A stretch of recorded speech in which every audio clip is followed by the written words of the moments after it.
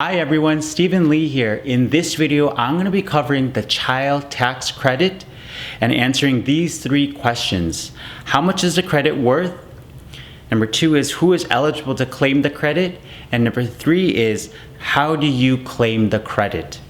Remember, right now there's actually proposed legislation to change the child tax credit from an annual credit to a monthly payment. So if you haven't caught that video just yet, I just recently posted that, so you definitely want to watch that video to see the potential changes to the child tax credit system. So let's get right into question number one. How much is the credit?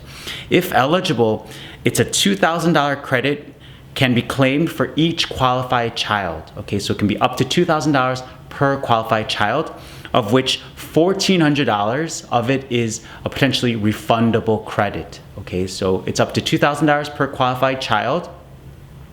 And of that $2,000, up to $1,400 of it can be a refundable credit to you.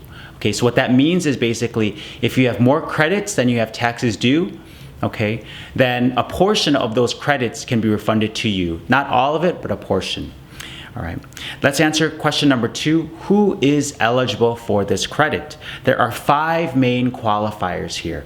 The first one is the age test. A child must be under 17 as of December 31st of the tax year. Okay, so your child must be under the age of 17 as of December 31st of that tax year.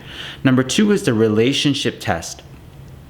It must be your own child, stepchild, foster child, adopted child, and you can claim your brother or your sister, stepbrother, stepsister, or any descendant of these qualifying people, including nieces, nephews, and grandchildren. Okay, if they live in your household and they fall into these categories, you can claim them as a qualified child for this credit.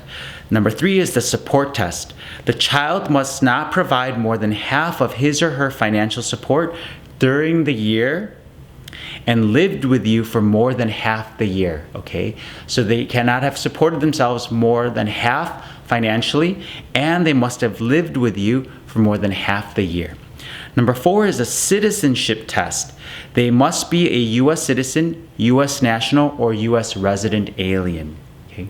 And number 5 is an income test for the household. Okay, for single parent households, the phase out of the credit begins at $200,000.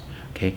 For married couples, the phase out begins at $400,000. Okay, so there's a phase out. So even if your income is a little bit above that, you will receive a reduced child tax credit. Okay, you won't. And then for single and married, it's going to be a little bit different. Singles, it's $200,000. Married, it's over $400,000.